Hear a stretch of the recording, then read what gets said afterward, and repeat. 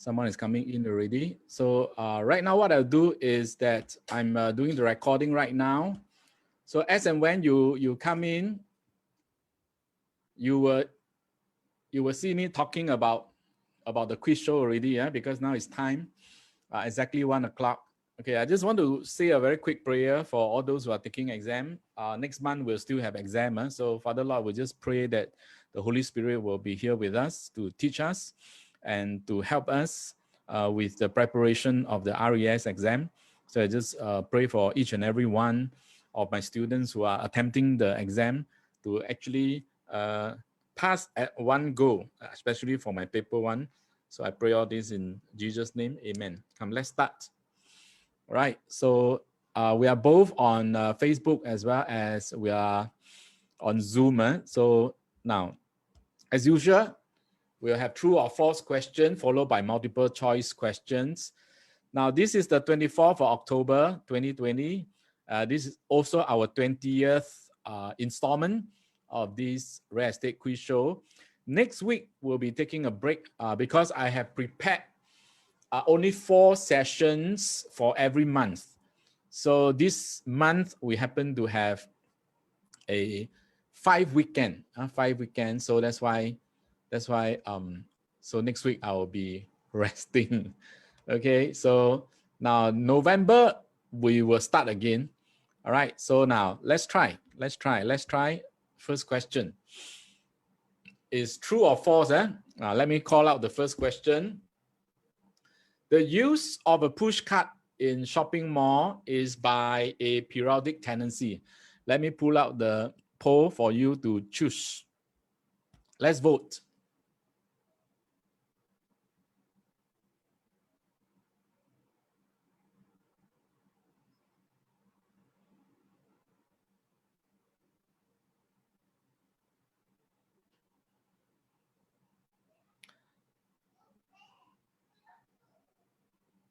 Okay, we give it another 5 seconds.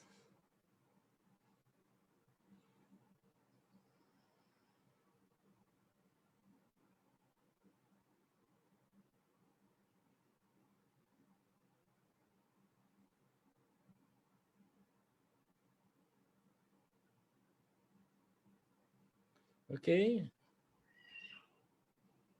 All right, so let's end the poll and share the result.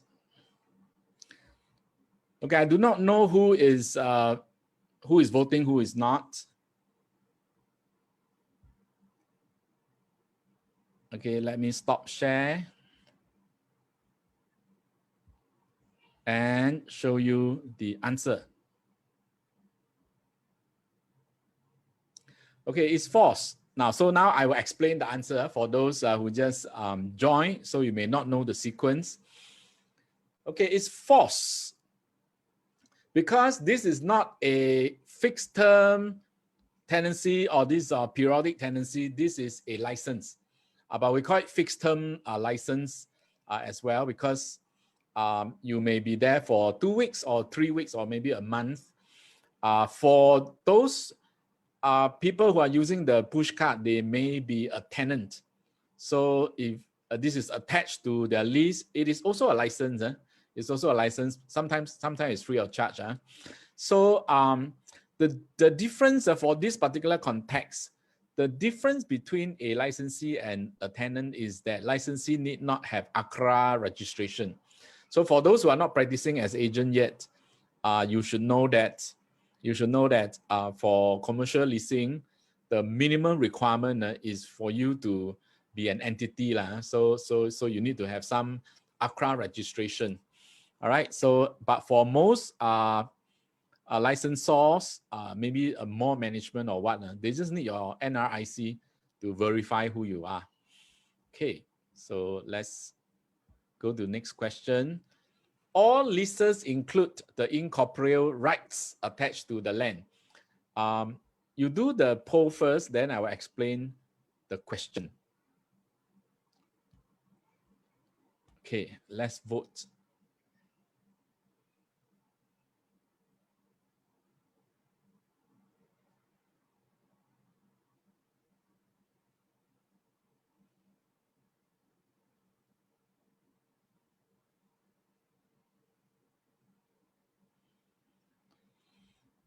Okay, let's give another 5 seconds.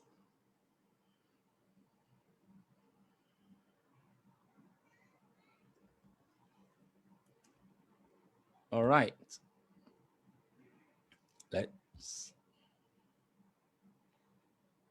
All right. So the people on Zoom say is true. And let me explain the answer. Let me first show the answer. Yes, of course, it's true. So, okay. Now, for those who just joined us or for those who are not familiar with the system, I just want to explain that this month, of course, this is the last show already for this month. Next month, we have a different topic. This month, the topic is actually leases and tenancies. That's why for some of you, you may be wondering, hey, how come all the questions are rental and leases? This is deliberate, okay? So this is my plan. Every month, we will choose, like, for example, land right. For example, land rights. For example, tenancy. Then after that, contract. Next month, we'll talk about contract. Okay. So let me explain the answer. Okay, so now all leases include the body of rights, to the land.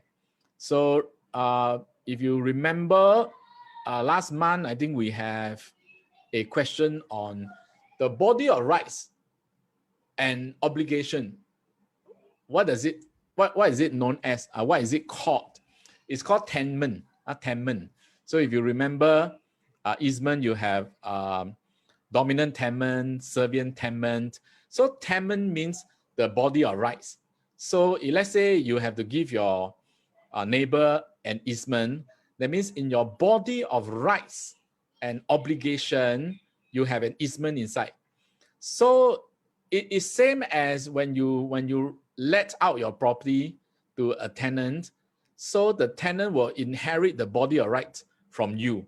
So as a result, if it is a burden, then they have to subject to the burden. If it is a benefit, then they get to enjoy the benefit. So this is a very similar question. So for yourselves, when you go for exam, or rather when you are studying, you need to actually integrate all the concepts together.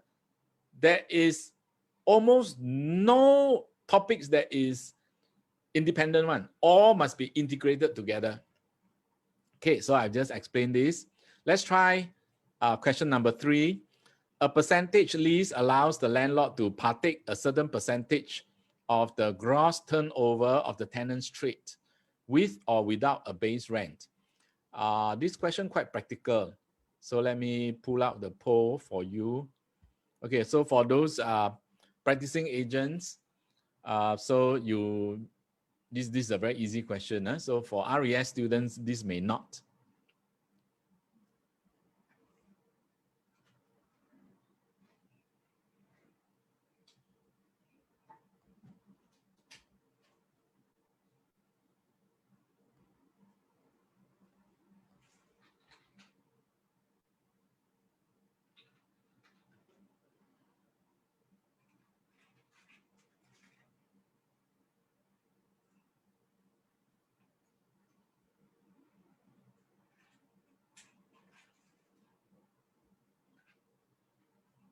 Okay, let's end the poll. Let's show all of you. Okay, those who are on Zoom say it's true. Okay, let me show the answer. I think we move faster a little bit. Yes, of course, it's true. And let me explain. Now, sometimes it is also known as turnover rent. Turnover rent. Sometimes tenants just call them GTO rent. And so it's called percentage lease.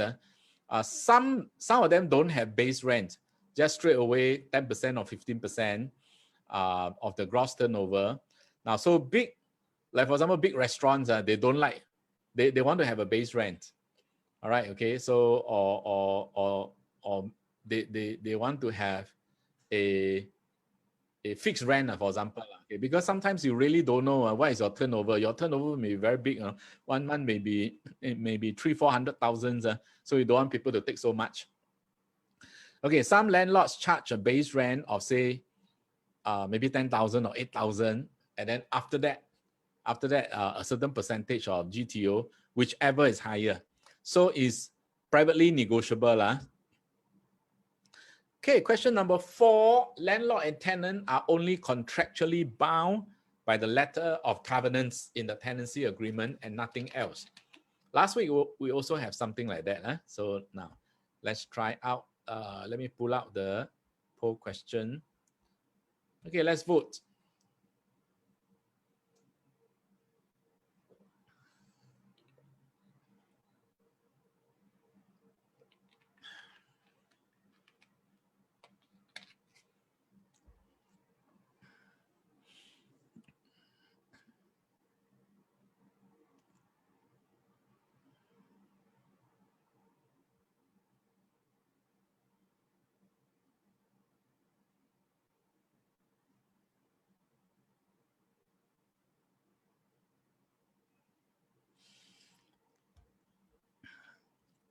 Let me show the poll results. Okay, those on Facebook, you are unable to see the poll results. So that's not my fault. Okay, let me show the answer. It's false. It's false. Okay, besides the contract and besides the letter of the covenants, that means word for word the covenants. All right, so you're also bound by common law duty of care to each other. So for example, the tenant cannot cause disturbance to the landlord and neighbor, maybe loud noise, maybe burn Jaws paper and all that. Okay, so this is called thought of nuisance. So this is a very common exam question. Let's do 5 now. In Singapore, residential tenancies are gross leases, while industrial leases may be net leases. Okay, this one you will do first. You do first, then I will explain. It's the opposite. Always the concept is a bit different. Okay, now try true or false first.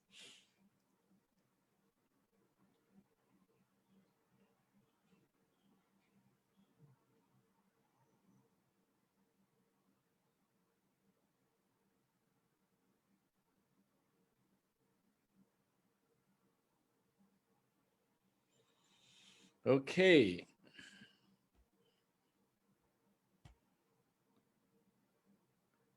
All right, so people on Zoom say it's true. Let me give you the answer. Now, gross lease means that once I pay you, I don't have to pay anything already. All right, okay, so now let me give you an example. An industrial lease of longer than 7 years, for example, 10 years, will be a net lease. What's the meaning of net lease? Meaning once the landlord rent to you, the landlord don't have to come up with anything already. So the lessee will have to pay maintenance fee, insurances, and then property tax. So this is called triple net lease. Triple net lease. But for residential leasing, it will be the landlord who will pay everything, who will pay the maintenance, the insurance, and okay. So when you say net and gross, is not from the perspective of the tenant, it's from the perspective of the landlord. Okay, gross lease means residential leasing, the landlord will have to bear most of the cost. I would say majority of the cost. Let's do question 6. The landlord who used the spare key to enter the demised premises commits trespass on his own property. I always say this in class, so I think you should do well for this question. A lot of landlords get very angry when I say this. Let's vote.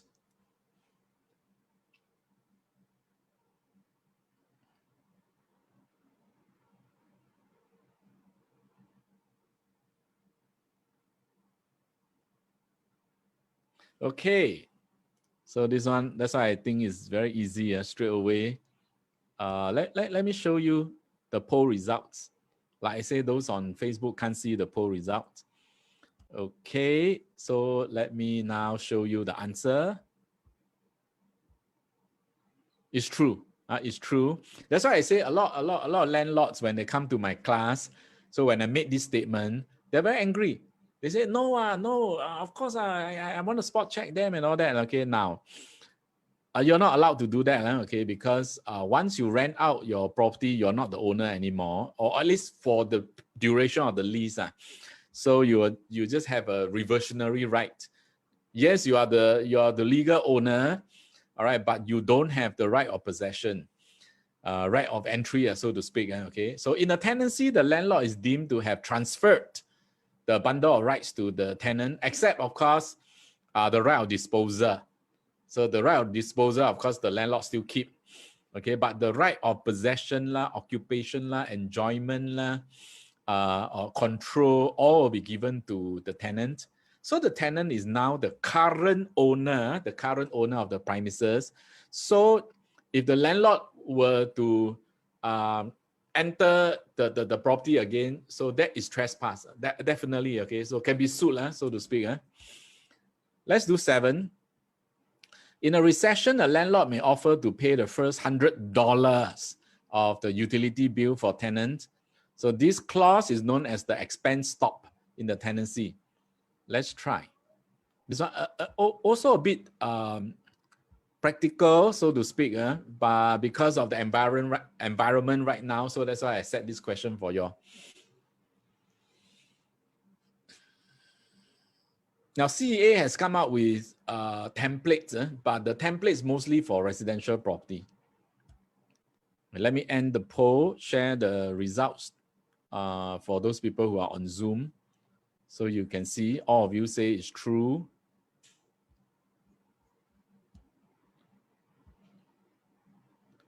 Yes, it's true. So now, this happens in non-residential leases. So especially during bad times, so the landlord may offer, without you asking, the landlord may offer, okay, I will cover your utility bill for 100, sometimes 200. For residential, of course, you all know that the terms, there's no standard terms. There are common terms, but no standard terms. So common terms, you don't have this. But depending on the market situation, so the tenant can actually ask.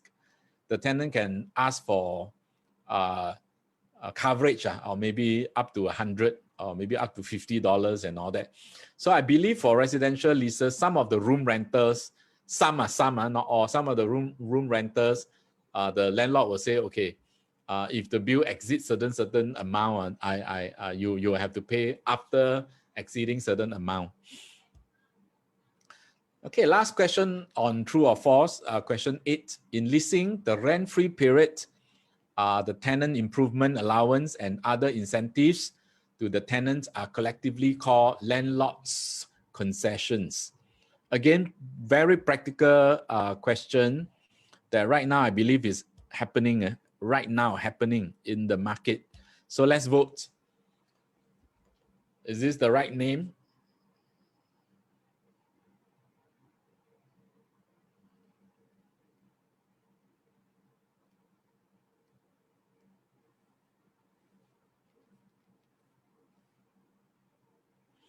Okay, let me end the poll and show the poll results. Like I say, those people on Facebook, you can't see. So we don't have 100% right now. So the answers are split. It's okay, no problem, no problem. Let me explain the answers. The answer, only one answer. Okay, this is called landlord's concessions. So now, you know, in private deals, you have negotiation. Now, why do you have negotiation? Because both sides want to extract the best concessions or the most concessions for themselves. So times are bad, like now times are bad for landlords. So landlords will have to give more concessions.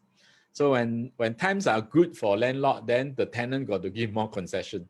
So such concessions by the landlord are prevalent during market downturn and recession.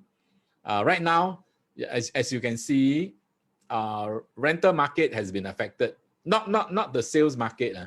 So I believe a lot of people are still speculative in nature because they think that, okay, if I buy now, 3 years later, the market should recover and then I will sell at a profit. Okay, I believe this is the mindset of everybody. Okay, but we have one of the worst recession. So that's why when you become salesperson next year, you have to be careful, okay? Because why? We have different markets. All right. So now for those who have problems passing the exam, you can now visit my webpage to take part in the RES exam preparations. I have multiple choice questions there. I have videos, short videos of certain topics there for you to listen. So right now, I just put it up. I think early of the month, beginning of the month. So you can go there and take a look. Okay, so I of course will want to promote all the work that I've done, my e-revision, that comprise my 10 video recording of paper one. Then you have multiple choice questions, more than 1,000 questions for you to practice. All this happening on my website. So this year we're still extending the discount. So next year I think about it. All right, so you can buy a bundle. You buy a bundle, the whole bundle is only 197. But if you buy separately, of course, slightly more expensive for each component. All right, so now let's go to multiple choice questions. Okay, scenario first. Now, father passed away. Okay, I warn you first. This one is slightly more difficult. Slightly more difficult. Okay, now father passed away. Wait, let me, sorry, I accidentally pressed something wrong. A father passed away, leaving all 3 of his freehold houses to his eldest son, John, but nothing for his second son, James, as James was spendthrift. Now, in a will, the father instructed John to let James live in one of the houses rent-free until he died. Until James died, not John, until James died. So James was not allowed to sell the property. So remember that because later I won't show this again. Now the father passed away, there's a will. The will say all 3 houses all give to the elder son. Right? The younger son don't have anything. But elder son, please let your brother live in one of the houses. No, cannot charge him rent until he died. Right? James took in his girlfriend Joanne to live in the house for the next 10 years. Joanne paid for the utility expenses every month. So this is the scenario. So now let's ask you some questions out of the scenario, just like the exam. Assuming John's wife was not in the scenario, okay? John's have all the 3 properties. John's wife was not in good term with James. And assuming John died suddenly, can his wife evict James out of the house? So now I will call out the poll for those on Zoom to vote. Okay, so for those who are listening on the Facebook Live, you can also text in ABCD, each one. You see which one you think is correct. You can also text, because I can see from here.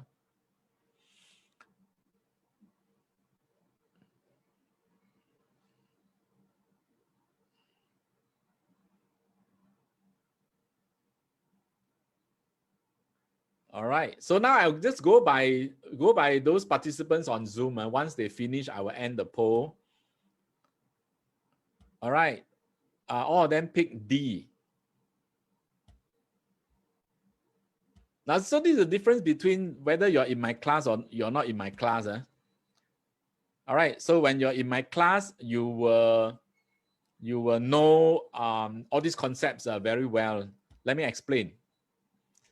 Now, the will says, John, you got to give your brother James one of the house for him to stay until he die. Until he die, you cannot charge him rent. even though John remains the beneficiary, James just get to live inside the house, not own the freehold or what. Okay, he only get to live in the house until he died. The father gave certain instruction in the will. The instruction helped create a certain type of land right to James. It's not a license. It is not a tenancy at will. All right. Okay. So because I will ask further questions on the land right, so I'm not going to review what is the right. So now you answer the second question, related question. What is Joan's status in the house? The girlfriend, James' girlfriend. What is her status? Because she also lived there for 10 years. I mean, of course, according to the scenario. Let's vote.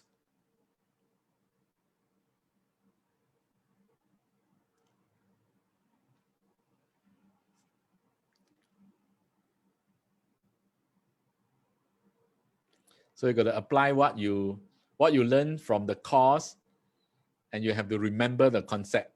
So in exam is like that, always story, and then you have to apply your knowledge.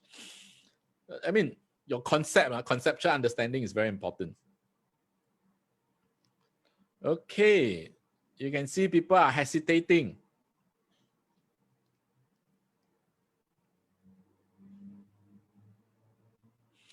Okay, now let's end the poll and show you the results. So now we don't have 100% already. So you all are split. You all are split on the answers. So let me show you what is the correct answer. Now they remember in the scenario, I never say they got married. They remain girl boyfriend.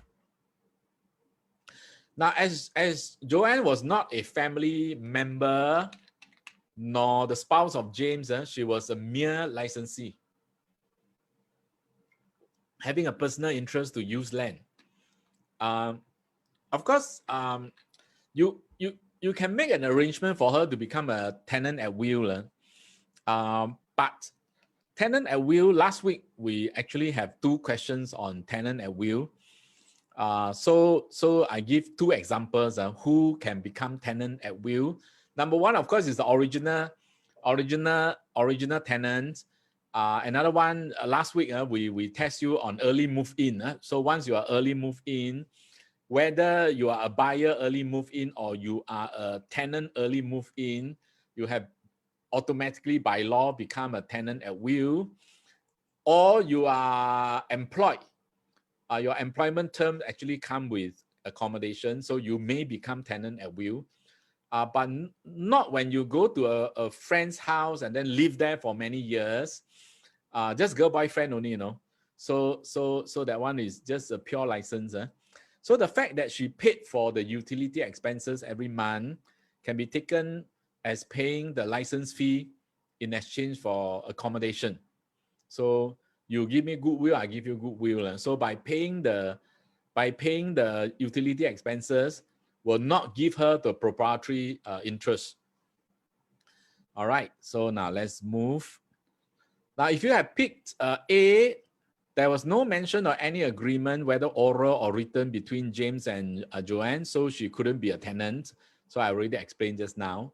B, neither was she a purchaser who was given permission for an early move-in.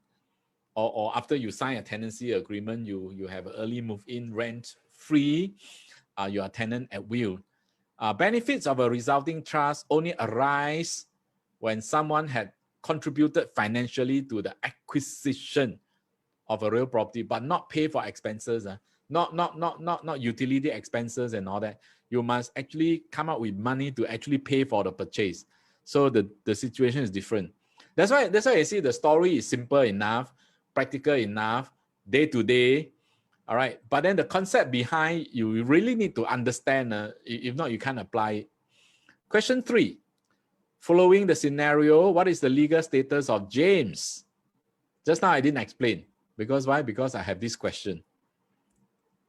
Let me pull out the poll question and let's vote.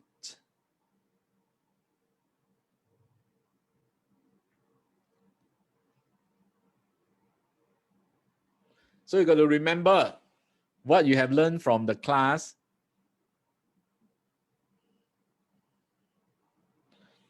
All right.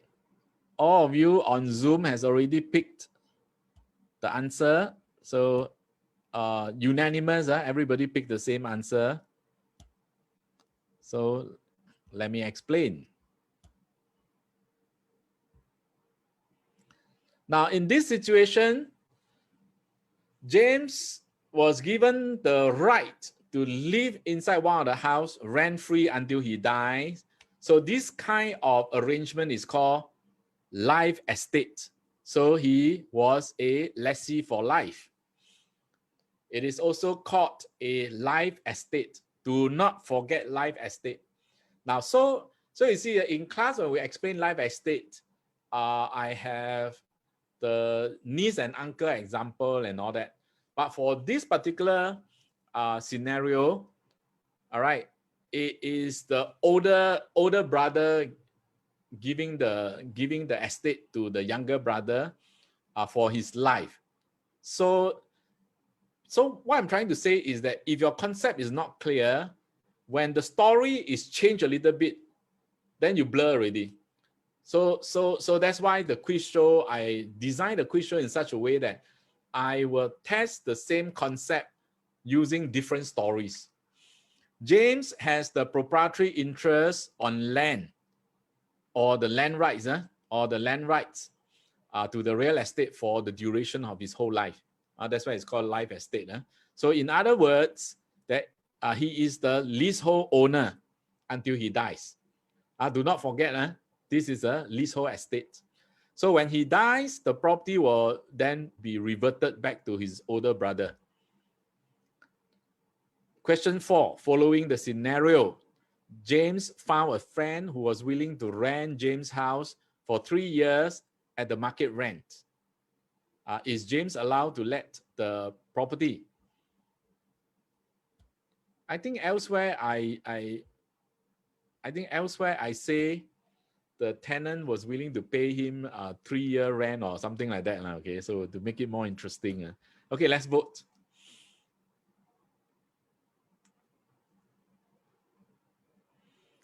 Okay, now I have revealed to you that this is a life estate. So the father say you must let him live in one of the houses, rent-free. But now suddenly he found a tenant. Can he rent?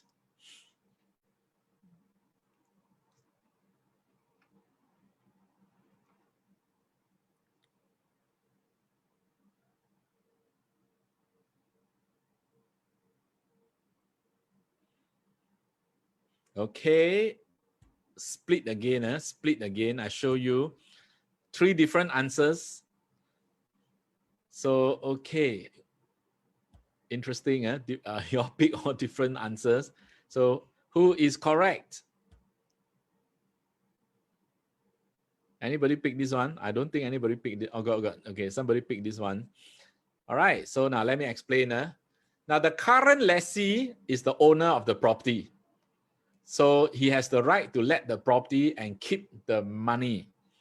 Right, James does not need to seek consent from the freehold owner.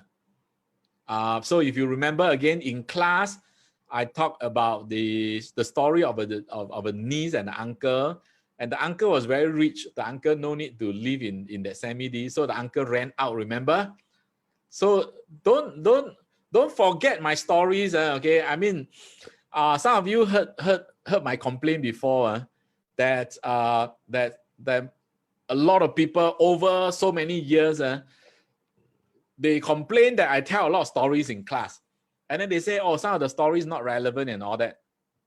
Yeah, that's not true. Okay, most of the story I tell is related to the concept. Okay, so you have to remember. All right, okay, so remember the uncle and the niece story. The uncle rented out the semi-D. So just like this one, James found a tenant who is willing to pay good rent. So he ran out, took the money. Remember in the scenario, it says that James was spendthrift. So he spent the money. Okay, so now, but he can't sell. He can't sell. So it's different. He can't sell. He can rent. Question 5, that's a different question already, nothing to do with the scenario. Tommy wanted to rent a new office unit in the Paya Lebar area. He contacted the landlord who agreed to let, but the building won't be receiving the TOP until 6 months later because of the pandemic. So to buy the deal, what agreement will they go into? Practical, this is a very practical question. Let me call out the poll question. And let's vote.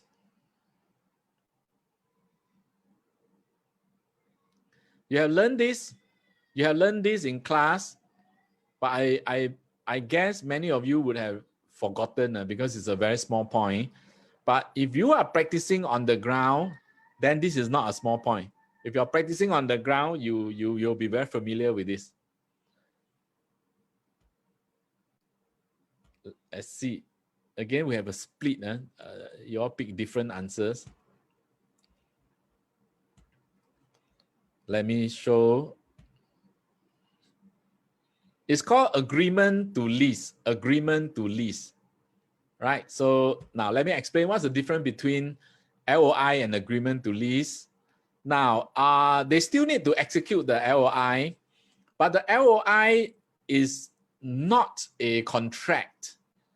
You can't sue me for LOI, but you can sue me for agreement to lease. Now the premises is not ready for occupation, sometimes because it just received TOP. So there's still a lot of work that you can't do business, for example. Then sometimes the REITs they may take 18 months to build the whole project. And to buy the tenant, prospective tenant and REITs, they sign agreement to lease. All right. So now, then what happened on the ground? Actually, once LOI has been approved, you will sign the agreement to lease, and also the draft lease, the dummy lease. So they just give you a sample lease, ask you to sign everything. All right. Okay. So then it gives the impression that, okay, you have already entered into the contract. So this is a pre-contract agreement. Let's do another scenario. Let me read the scenario. This is a true case. Now, a printing and a photocopying business rented a shop in a commercial building from the building owner. So this is not a strata titled property already. This is a building owner. So now one evening, the hidden overhead water pipe on the ceiling burst and gush of dirty water flooded the shop. There was a food court directly above the photo setting shop. So the tenant stopped paying rent and sued the landlord. It's a true case. So now, so you have to remember the scenario. I think the most important part of the scenario was that the shop was directly under a food court. Okay, so now this is a critical information. If there is no food court, then the outcome will be different. So now, can the tenant stop rent for major accidents as described in the scenario? Can he stop paying rent?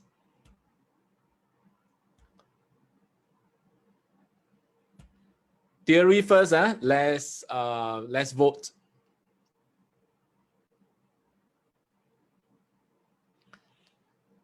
Theory first.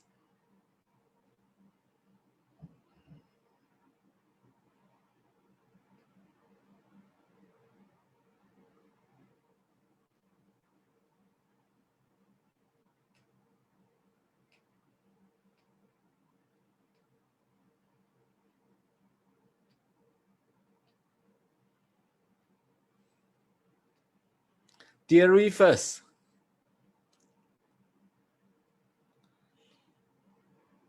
Okay, let me end the poll. Split. Everybody pick different answer. Let me show you. So I think those on Zoom can see, they pick different answer. Theory first. I keep emphasizing.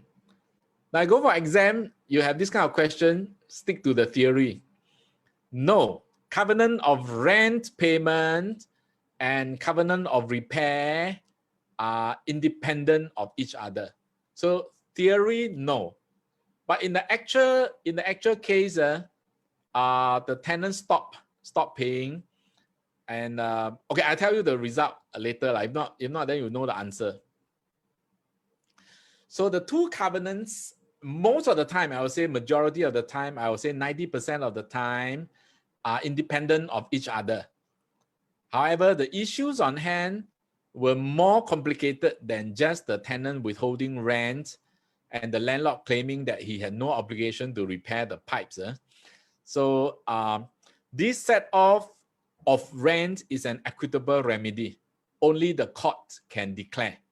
Not you suka, I don't want to pay rent. Okay, so usually the landlord will sue you for the rent. So withholding rent amount to repudiation of contract. Theory means you refuse to perform your contract. So you can be sued. Now, tenant cannot claim the ground of no income to withhold rent. So again, this is theory. Some of you pick this, but I'm trying to explain that it's not enough ground for the tenant to claim to not to pay. So D, there was no obligation for landlord to carry out repair on demand. The landlord has the right to carry out inspection first, ascertain his own liability, and see whether the damage is a result of fair wear and tear. If the damage is a result of fair wear and tear, the landlord can say, no, sorry, you repair, not I repair. So okay, so these are all theories, very important theories. Let's continue the scenario. I think I have 3 questions on the scenario. On what ground can the landlord be held liable for the bursting overhead water pipes? Let me pull out the question. Let's vote.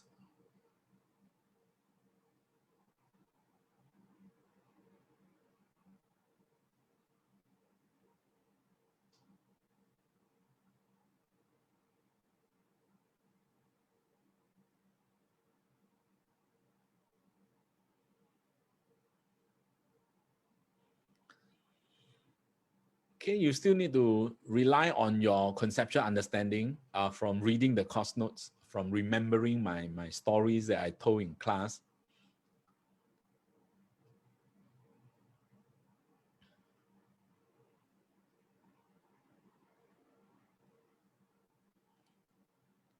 There is a common sense factor inside the answer. Okay, so we are still waiting for one more participant to pick the correct answer, to pick the answer he thinks is correct. Okay, thank you very much. Let me share. A lot of people pick B. Let me see whether is it B. Yes, it's B. Let me explain. Now, on ground of duty of care. So, okay, now this is the last quiz show for October. We have already 4 already. This is the 20th installment. So by now you would have been very familiar with the fact that after you go into the contract, you still owe duty of care. Now you owe duty of care, which is a common sense kind of thing. Every day when you walk in the street, when you do something in public, you also owe people nearby the duty of care. So this is especially so when the food court was directly above the photostatic shop. So later in question 8, then I'll review more. So that's why it's quite common sense. If let's say on top is nothing, all right, so then your duty of care is lesser. So if let's say on top got factory got whatever okay, heavy stuff and all that, okay, now you got to be very careful. Okay, so if you have picked A is there's no such regulation in Singapore okay. They never say 5 year, 10 year you must do. But for this case, they 20 over years also never do. So that is a different story. A bare landlord, if you have picked C, a bare landlord is a landlord who was not responsible in the design, construction, or development of the building. Because you can buy over a building from the original developer. So let's say Far East organization, they own the land and then they build a building. Then after that they design and then they become the landlord. Okay, then they are not the bare landlord, no. They are the landlord who design, construct, and develop the building. So the duty of care is actually higher. If you pick D, there's no such regulation or letting residential home in Singapore. All right, so now let's go to the last question for this 20th installment of our quiz show. What do you think was the appropriate compensation for the tenant? I think this one you must pick multiple. Okay, so let me call out the last question. Multiple choice. This one you can tick more than one.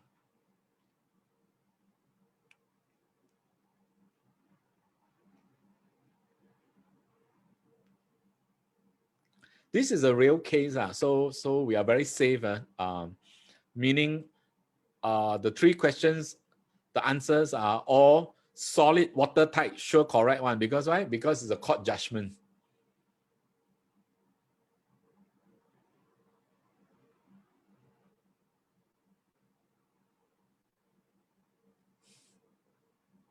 Okay.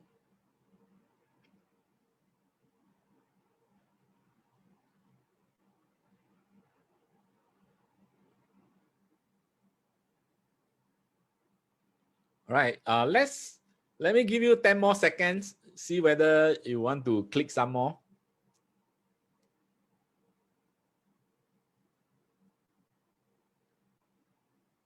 Okay, thank you very much. Let's end the poll and show the results. You can't see anything, lah. You can't see anything.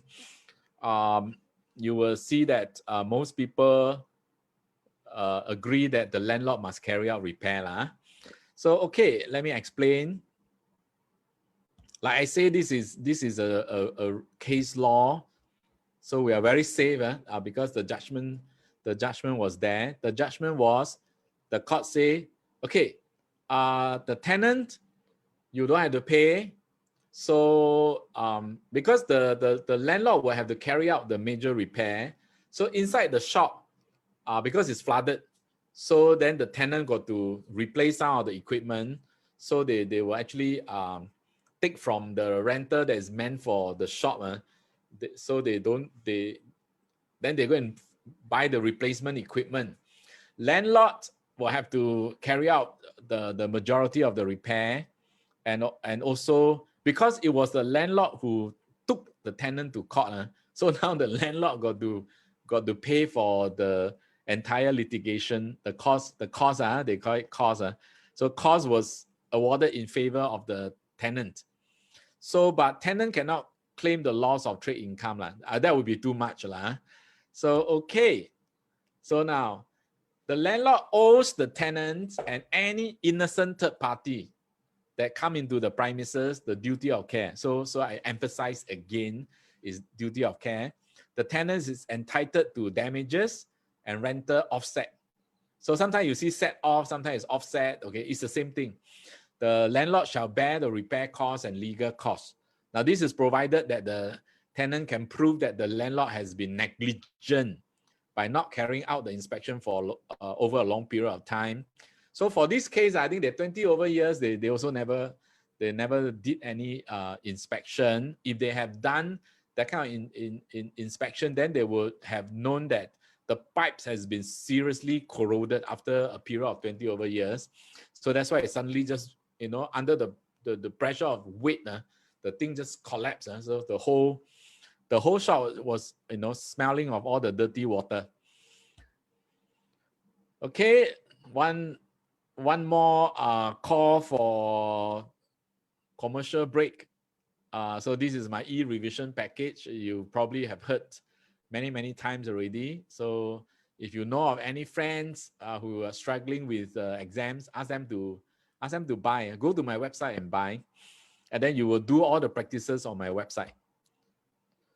Okay, so now the next show will be on 7 November. So next week we don't have. Next week is still October. So next week we don't have.